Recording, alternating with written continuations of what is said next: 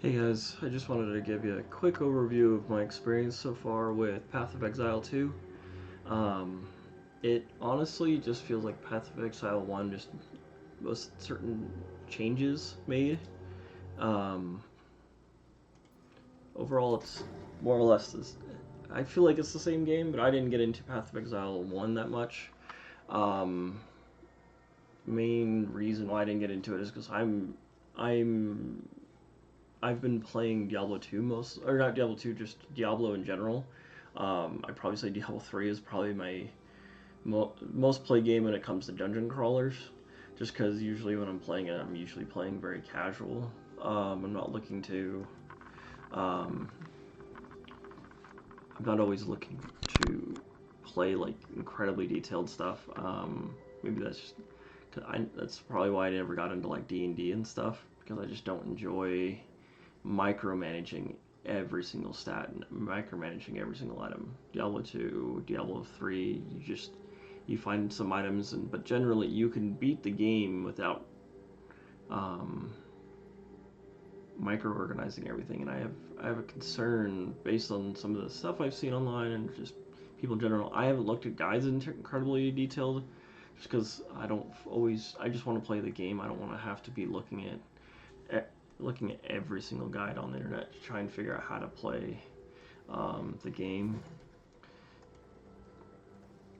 And I've also been having this weird network issue where, um, like in Path of Exile 1, make some more room for you. Path of Exile 1, they had a thing where your movements are done on the server side. So the way calculations work, um, they have to have the calculations happen either on your local machine or on their side. So, well, that's weird. Finding new buttons. Um, with Path of Exile, the default, it's supposed to be set to automatic, so it's supposed to automatically determine what's best based on your ping. But what I'm seeing right now is I'm seeing a few other people are having the same issue where they're seeing their network bar going from like basically 0 to 150 or 300 milliseconds. I can't quite see. Yeah, that's like 400 milliseconds where it just goes from 0 to 1,000 and really fast. And so you're getting a really terrible choppy experience. Um, in Path of Exile 1, they just allowed you to change it to the preferred setting. So this should be a fairly easy fix for me. They just for some reason omitted it in the PC version. Why is this not letting me go in? And I'm not sure what the decision for that was.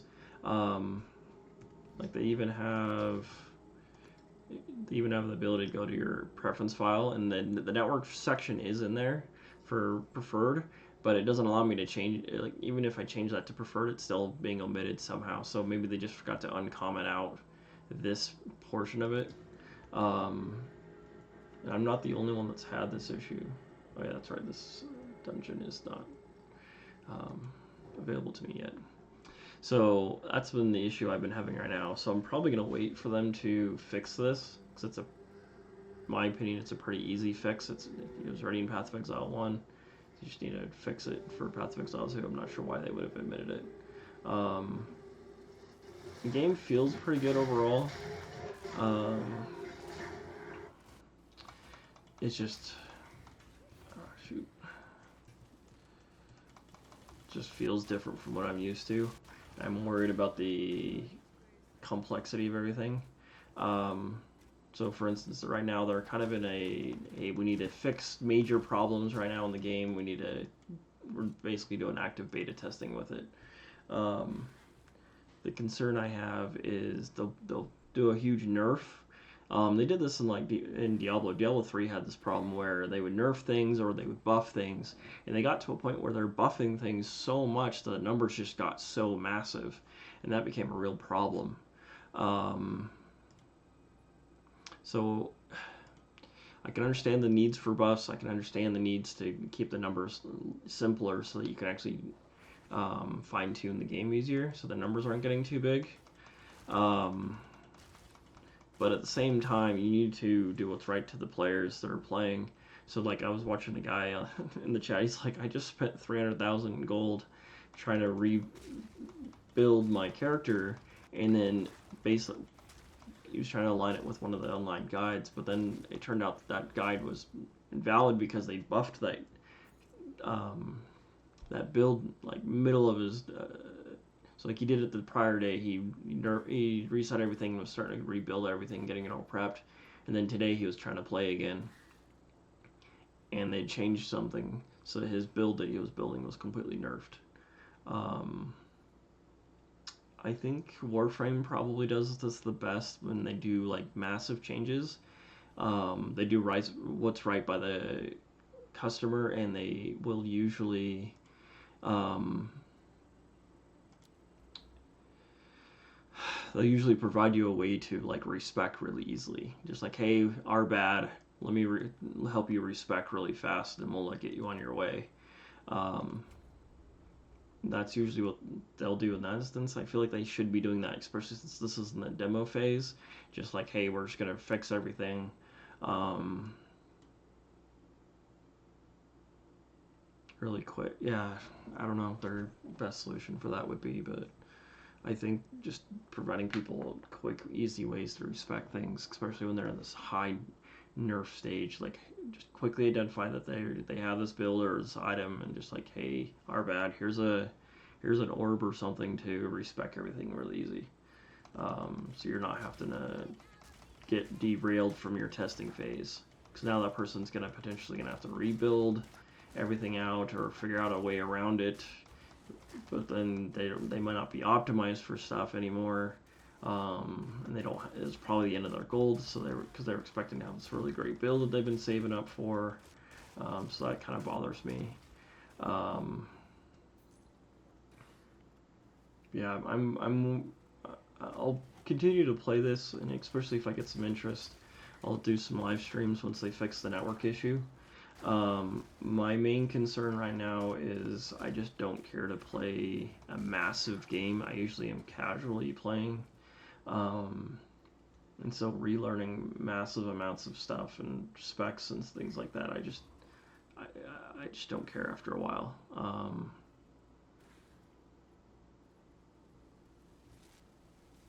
Just because if there's too much complexity, I'm just like, yeah, I don't care. I'm gonna go back to something else that I'm more familiar with and enjoy.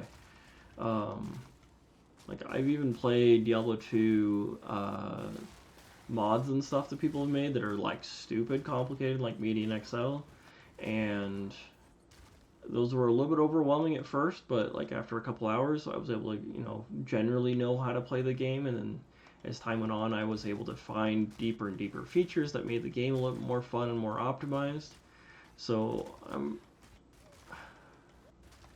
they've done decent with this stuff, but I feel like you really shouldn't be punishing people until almost like they get to Act 2 at least. I feel like from an Act 1 perspective, they don't go over stuff incredibly well. Like, I'll go to town, I'll show you. That's annoying. If you open the menu, it pauses the game, but then if you try to use the portal right afterwards, it's like, oh yeah, you're paused. You have to actually move around a little bit. That's a weird thing that I have to do. The other thing that I found annoying was movement in this game was kind of annoying. So Diablo, you just click around and you're able to move around real easy, but there's so much like going on the screen that for some reason it didn't feel right in this game. So they had a WASD option to be able to just move your character around, which was great. But the problem is sometimes I'm so used to being able to just move around with the mouse that sometimes it doesn't feel natural. So like I can't go anywhere here without using. I can use my mouse a little bit, but like I have to directly have something that's actionable for me to click on right now, instead of having it being dynamic. So I think Diablo 4 has this. I've had a lot of indie games where they'll dynamically switch between controller support and mouse support. And I wish they would have done that instead of forcing me to only have one or the other, where I have to go in the menu system and switch it. That's one of my biggest complaints, because when I'm in town, for instance, I don't care to use my keyboard sometimes. I just want to move the mouse real quick and move around.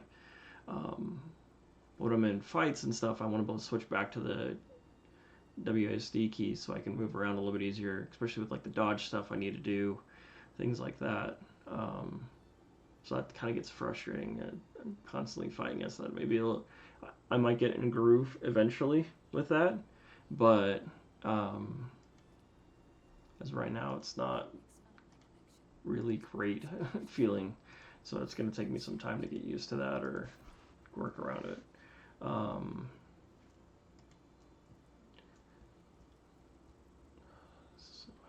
have to think about everything because it's jerking me around so much. But anyways, that stuff will get fixed eventually. I think that will be an easy fix. That's frustrating that they didn't test that. Like, oh yeah, we had a certain amount of people doing this. Let's test a really terrible connection and see how the game reacts to it. And I don't know how they couldn't have gotten this play tested a little bit better. Make it a little bit more usable out the gate. Especially with them having Path of Exile 1. Like, why isn't this a thing fixed by now? You've had a game studio for 10 years. It's just weird. Trying to think what else. But yeah, I look at stuff like the passive skill tree, I'm just like, generally the rule of thumb with this stuff is just go up one branch till you get to the highlights, get all the highlights you can. But the problem with this game is it's kind of like Diablo 1, where you can be anything. You want to be a warrior that's also a mage? Go for it. Why not? Why not have Fireball? The complaint I have with that is you kind of have to lead the person to that kind of stuff. You can't just out the gate just like, oh yeah, I want it on hardcore mode. I want to make mistakes. Like, I don't even think I needed to go up this branch. I think I could have gone this direction if I wanted. I wonder if I could have done that. I mean, that's why everything else is here. Did I have to go up north? It's just interesting to me that you can have both. You're mixing sorceress and everything together. I mean, it makes it so you can have broader plays, but at the same time, I would have almost just preferred having more characters that were more refined and more streamlined. I want to say Warframe does pretty good with that, just as an example, but at the same time, they're starting to get to a point where they have so many characters, it's hard to even know what's going on anymore. So there's definitely a catch-22 with everything, but I would have just almost preferred just having the way that Diablo 2 did things, where it's very linear. You're like, hey, I have a set of spells. This character is going to be very customized towards those spells, but then I can have different characters or very specific avenues of play testing. Maybe this is just because I'm not used to playing like D&D and stuff, but I find this frustrating and disheartening because I don't know what the end game looks like. I don't know what the end game stuff looks like, so I'm gonna get through like half of this and then go, oh, I've been doing things completely wrong, and I have to completely backtrack or just build a whole new character and go a completely different direction. So I don't know how I feel about this.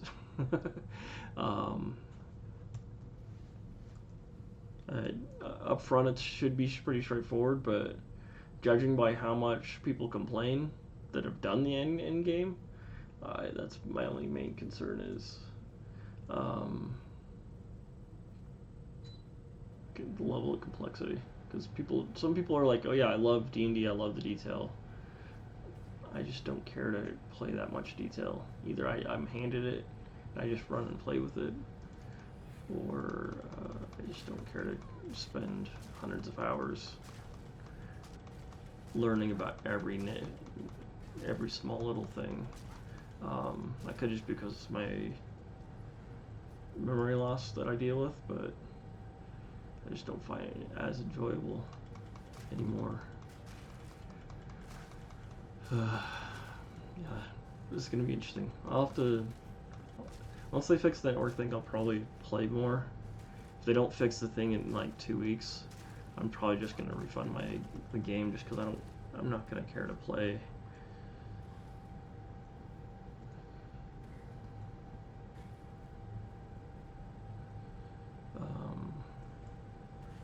So, anyways, those are my initial thoughts. Overall, it looks like it's going to be a pretty good game. It's got a lot of content. I just kind of wish things were a little bit better at being siloed instead of just like, oh yeah, you want to be a witch and a melee character? Go for it. It's going to be great. Like, for instance, they have alternate weapons, but like you can assign these skills. I don't have one that's different right now, but you can assign these skills to this bar down here, and you can use them actively, so you'll actively just switch back and forth. But the problem is it kills your minions every single time you use that skill, and you're just like, well, then it becomes useless. And how do the affixes work when you have it in your secondary, but it's not equipped, or it's only equipped when you're using that account? Like, there's all these like weird min-max things that you're just like, well, how do I know this is being affected? I mean, yeah, you can go look at the character sheet, but the character sheet's only going to show what's currently being done. So you're going to have a character sheet open and then test this out and figure out, well, what's going on when I'm attacking things. And I just, like, do I really care to figure that all out and be that level of detail? Is that level of detail required when I start getting to the end game? So.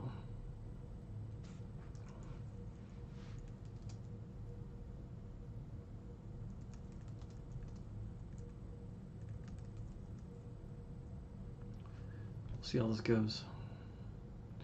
But it looks good. I love the artistry. The artwork looks good. The items look good.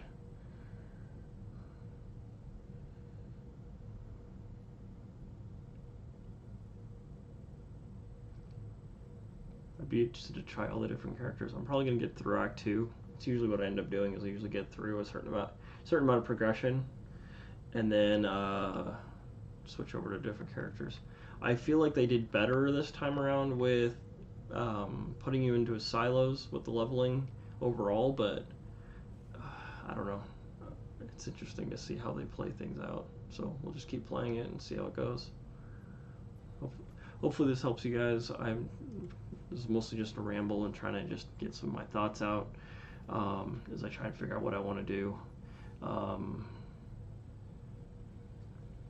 The mercenary is probably going to be my character after this one. I'm going to test out. Monk looked like it was going to be pretty fun as well. So, anyways, let me know if you want me to do some live streams, because this is completely from I just like to do dungeon crawling and really simple games. That's why I kind of liked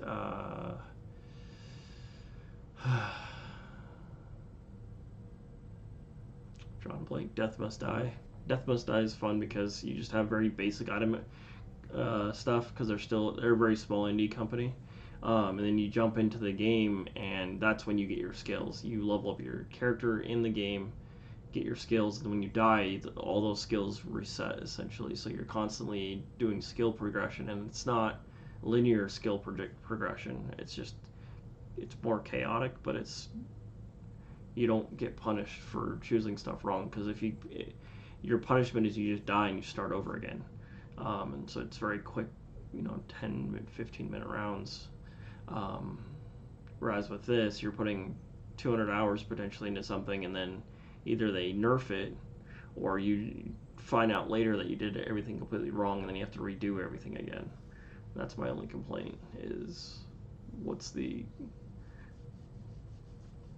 cost of having to redo everything? I mean, you might as well just be playing on a hardcore character, see how it goes. So, let me know if you want me to stream this some more, especially from a new player perspective, and we'll go from there.